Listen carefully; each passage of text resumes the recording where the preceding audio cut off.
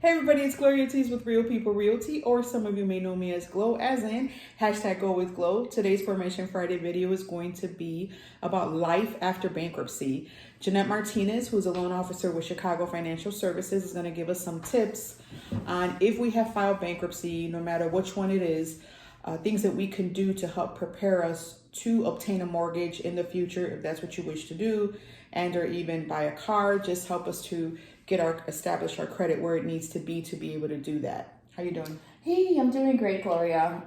Well, for starters, what I'd like to say is that one of the key things that you can do after a bankruptcy, you're always going to have a waiting period before you can enter into a mortgage. So rather than waiting until that waiting period is over, I always tell clients, start reestablishing credit right away. And, obviously, to go and get a credit card is not an option, but you can get a secure credit card. You can take some of your money, put that in a savings account. Let's say you put $1,000 in a savings account, you can get 2 credit cards with $500 limits on there.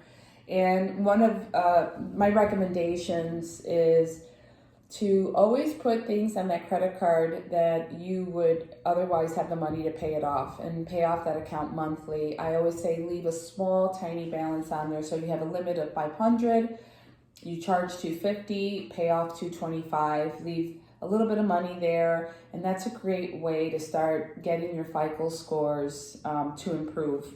Okay. Another item that people can do, and I think sometimes this may require you working with a credit person, is that they can now add trade lines. They can use and add in utility bills that would otherwise not report. I know People's Gas does report to credit, but let's say ComEd, telephone bill, cable bill, add those trade lines, and as you pay them off every month, they get updated, and that's another way to stimulate your FICO scores and have some improvement there. And lastly, this option can work. Let's just say that you have somebody that's able to do an authorized user account for you. The key here, though, is that person has to be diligent about their bills and paying everything on time. If they put you on as an authorized signer and they're not paying their bill on time, that's not going to help you. If anything, that'll make your situation worse. But that's the key right then and there, because now you start reestablishing credit and you're starting to get a history as you're waiting for your discharge date and for you to be able to enter into a mortgage. Usually 2 years for FHA and 4 years for conventional for Chapter 7. And then for Chapter 13, 1 year with court approval, as long as payments are being done on time for Chapter 13. But if not, usually 1 year with FHA and 2 years with conventional. Okay. So just to touch a little bit on the authorized user, it pretty much can be anybody, right? So let's say I file bankruptcy.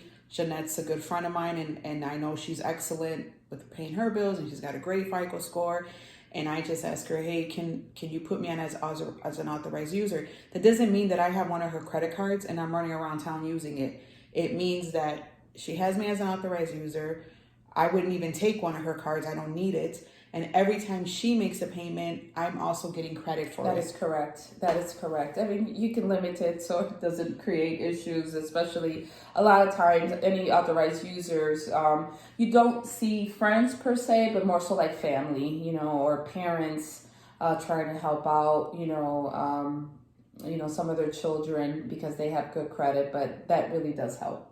Okay. Yeah. Another thing that I would say, just like with anything else, is just making it strong, making sure that, there's not too many job gaps, that, there's no overdrafts in your checking account. Those are things that a lender is going to scrutinize.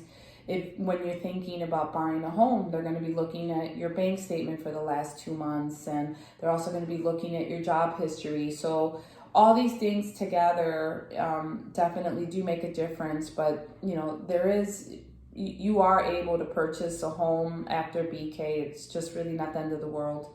I do it all the time. You mean purchase a home after BK or help people? No, help people. I've helped many people that have had bankruptcies Foreclosure, a little different, but FHA, again, FHA is just one of those loans that do give people the opportunity to start over again without, having to wait 7 years after a foreclosure. Usually 3 years from the date that the foreclosure got filed, somebody can enter into an FHA mortgage. So it definitely gives people the opportunity to, to own a home. Wow. Thank you so much for that info. Thanks. Because I'm sure it's going to help somebody out there who's watching. If you have any questions about this and would like to speak to Jeanette, my contact information is on this page and I can connect you all together. Or if you have any questions in general about real estate, I'm also happy to help in any way I can. I'll see you guys next month. Thanks. Bye.